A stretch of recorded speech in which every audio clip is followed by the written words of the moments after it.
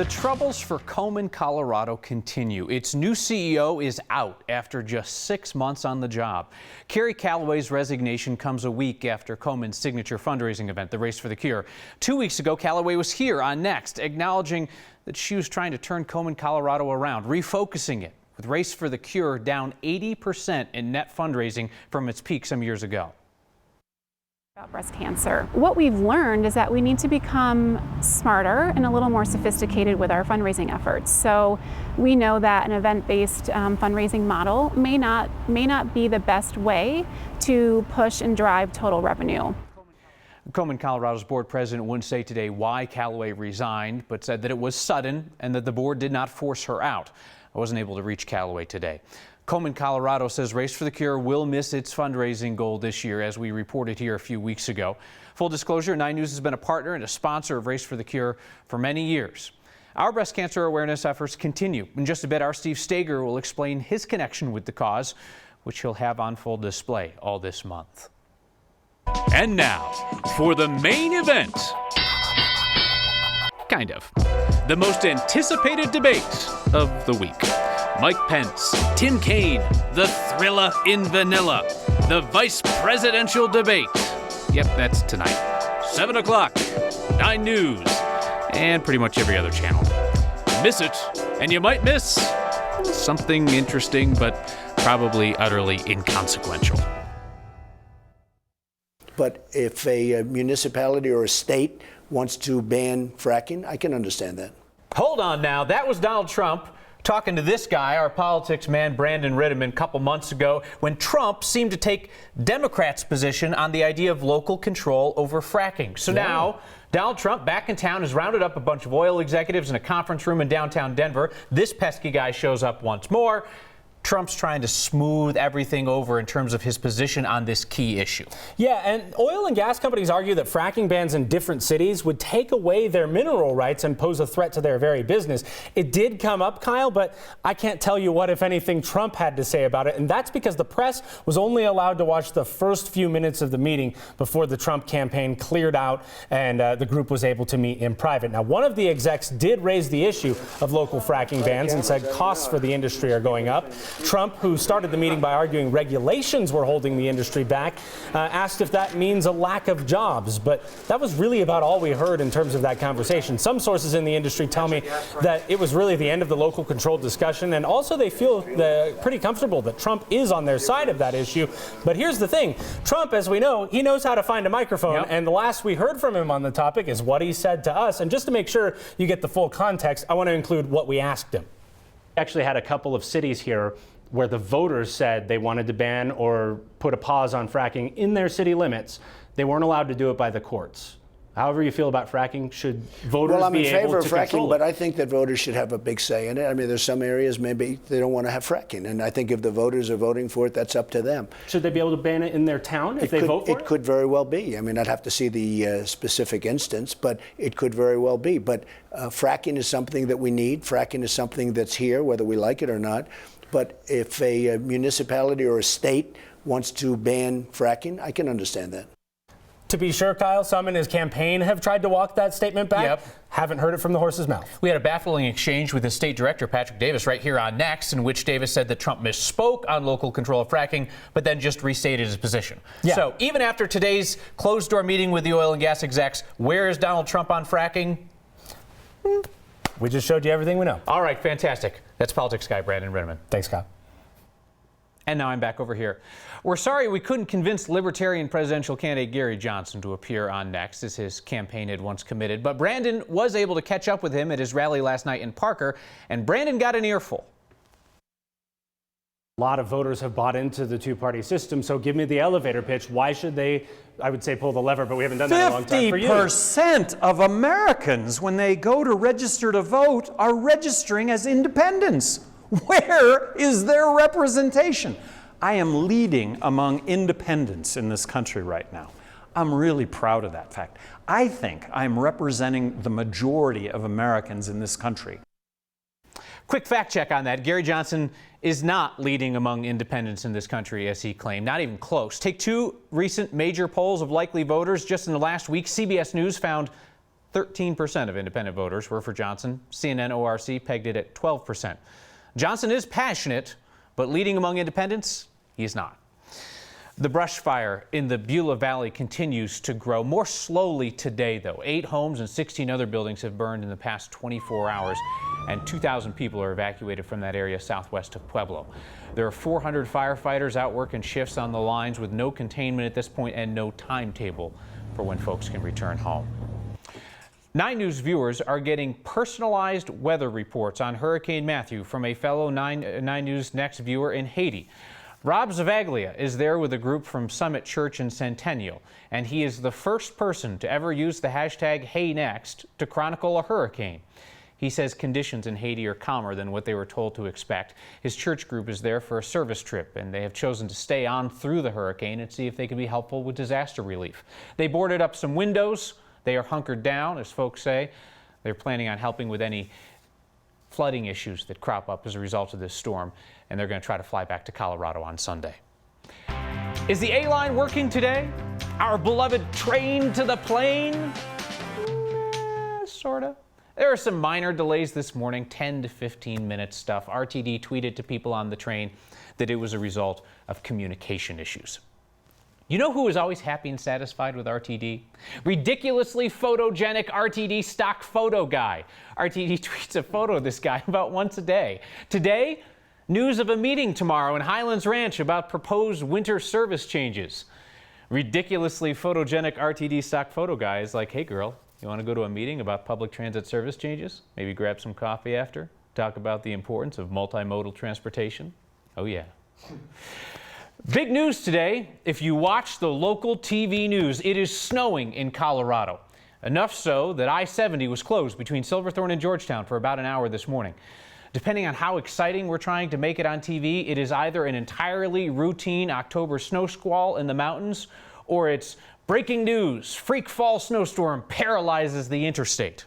I want you to know that Next is dedicated to complete coverage of this season's first snowfall. And by complete coverage, we mean that we will cover everyone else's complete coverage of this entirely normal weather event. And you can play along at home. There is a First Snow TV News bingo card on the Next Facebook page. We invite you to print it out and let's play. Here's what you need to collect to win. Everyone needs the center square, so check that off the first time you hear a person on TV raise their voice over less than an inch of snow. The shouting tells you it's important. Top left, the white stuff. You know someone's going to say it on TV. Check the box the first time you hear it. Top center, inane driving tips. You know, like slow down in the snow. Thanks, TV News. I hadn't thought of that. Top right, a recently transplanted TV reporter expresses wonder at the fact that it snows in Colorado in October. Genuine, childlike wonder.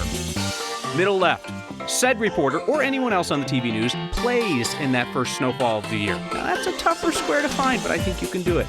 Middle right, shots of people running at Wash Park in their shorts while 2 hours and 4,000 feet away in elevation, it's snowing, as if that is somehow unusual.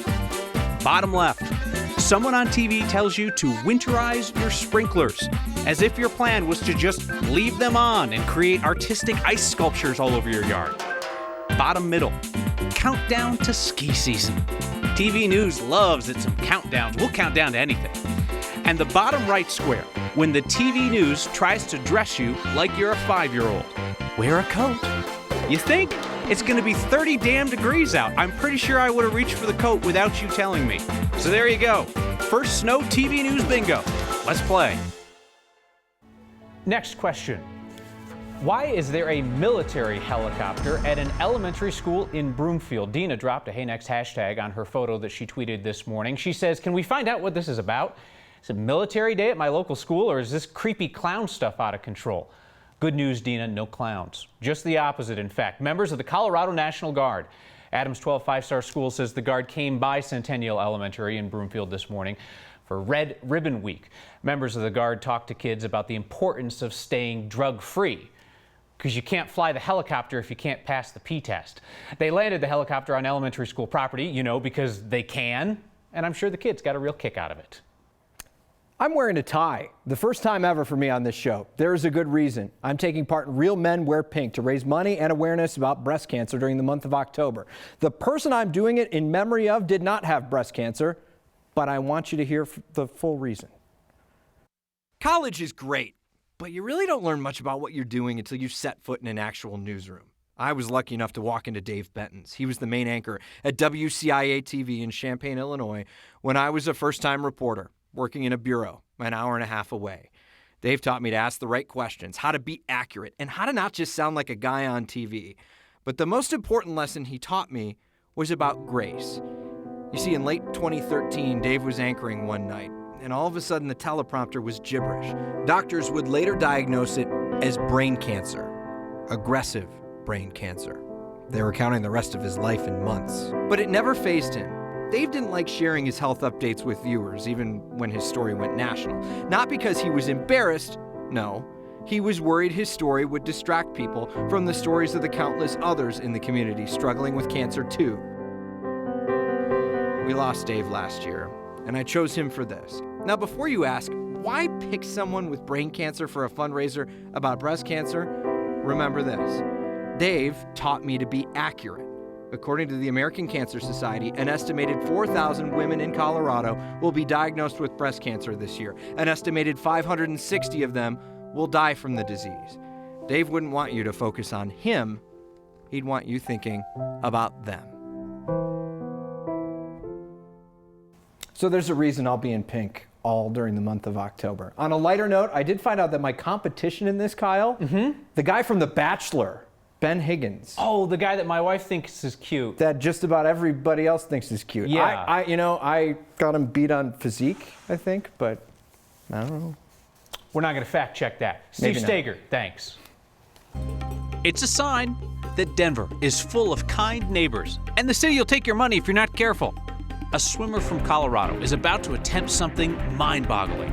And hey, Kyle! What's Haley's story?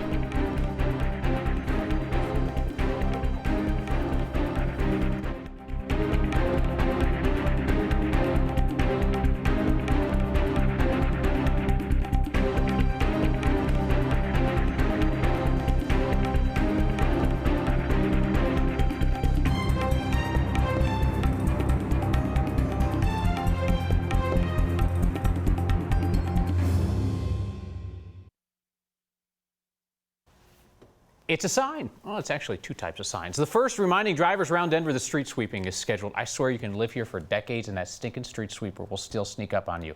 First Tuesday, first Friday, this side, that side, I don't know.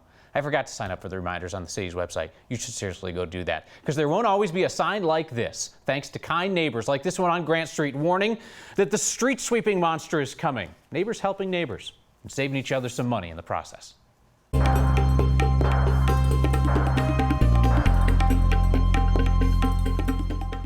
Hi there. This is what a Tuesday in October looks like in the Colorado High Country. Beautiful conditions up there. I'm meteorologist Kathy Sabin. We are monitoring the wind out there, a bit blustery out of the north. Temperatures coming down out of the low 80s yesterday into the mid 60s today, and will go even cooler by the time this week is out. Our high below average for a change. Our coolest day of the week will be Thursday. Enough cold air that some of the foothill areas may see a little bit of a rain-snow mix overnight Wednesday into Thursday. But with skies clearing tonight, winds letting up, a freeze warning has been posted, and that means tender plants, vegetation, some crops will need some protection. I think we'll stay above freezing here in Denver, but you will see kind of a freezing mix up in the high country if you're traveling I-70 late tonight or tomorrow. A bit of a wintry mix on the I-70 corridor between Vail and toward the Grand Junction area. Mid-30s in the city tonight, a chilly night, not exactly a warm day tomorrow, but a comfortable day. We'll see temperatures back in the mid-60s with a few showers possible Wednesday night, maybe mixing with snow Thursday morning, probably above 6,000 feet. Get you into the weekend with sunshine and 70s as the Broncos take the field. And oh, the pictures in the high country still coming in. We so appreciate these and this beautiful time of year. Wanted to give a shout out tonight to Sarah Thomas of Conifer. She began an epic swim today at Lake Powell. She is swimming 81.8 miles without stopping, without resting, without napping. 82 miles along the Utah-Arizona border. She thinks it'll take her 50 to 60 hours. Her friends and family are keeping track of her swim on a fancy GPS map, which she warns may look like she's on land, but it's just the water level that's changing. She's close to shore. She has a whole team with her, medic, navigators, and people who are officially documenting the swim for her world record. And here's the thing, she can't wear a wetsuit to stay warm for that long. Only gets a standard swimsuit, earplugs, goggles. She cannot touch the boat that is alongside her, and no one else can touch her. She's been training for months in Chatfield Reservoir. She thinks she'll be done by Thursday night. To keep her fueled, her crew tosses her food, actually water bottles that are full of protein shakes. That's what she gets as she swims for 50 to 60 hours. So go get them, Sarah. We'll be following along on that fancy GPS map. There is a young girl in Castle Rock named Haley. She's in the first grade. She gets to learn in class each day, and she's teaching as well. Photojournalist Mike Grady gives us a look inside Sage Canyon Elementary. Maybe I need to turn the page. So Haley is 6. She's a first grader. Haley loves reading. She likes books. My name's Beth Chapman, and I am Haley's mom. She was born with a rare genetic condition called cardiofacciocutaneous syndrome. Snowball fight. Because we want her to feel like every other student in our class. I say thank you. Robin Joyce, and I'm first grade teacher at Sage Canyon Elementary. Because she is not able to communicate with her words, you can see it with her eyes, with her smile.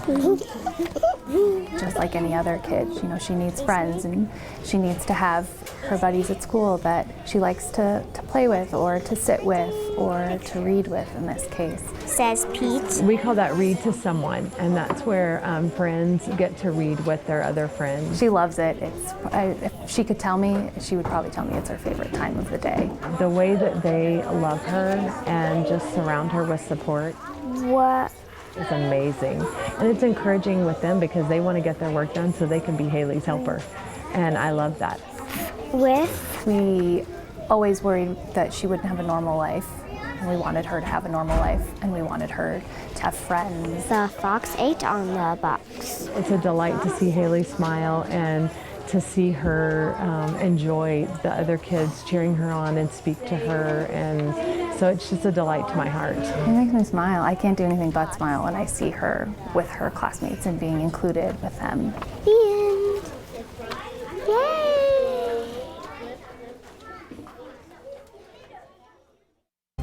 The guy behind this sign. No, he's not actually back there. Stop squinting. And new tour guides at DIA. They'll welcome you with open green arms and big creepy heads. Our search for signs of this political season takes us up I-25 near Windsor.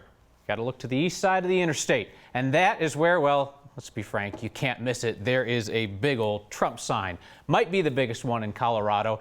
And the tree is very unfortunate the way it shades the T and changes the spelling. Our friends at the Colorado newspaper tracked down the man behind the sign. His name is Dallas Horton. He's a 77-year-old cattle rancher.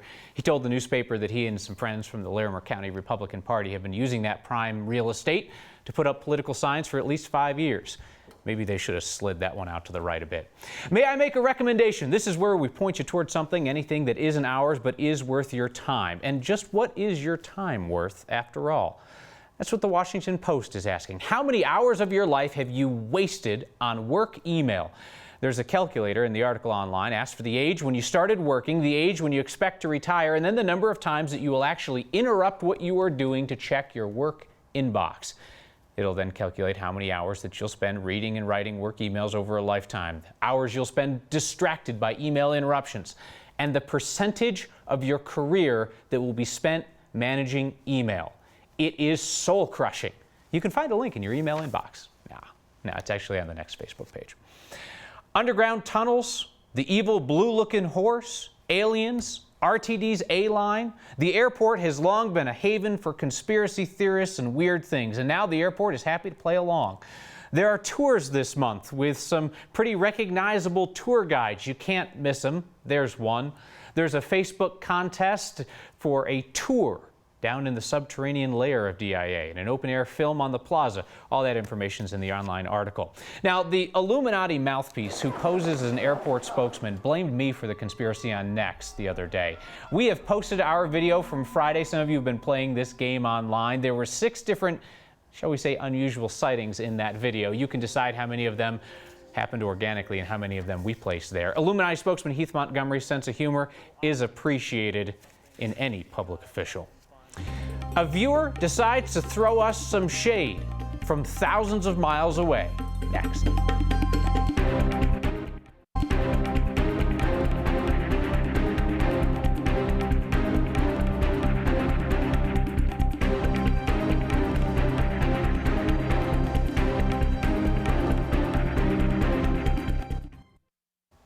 Checking back in with Rob Zavaglia, who's in Haiti with his church group from Centennial, riding out the storm. Rob's a champ, sending us photos, updates.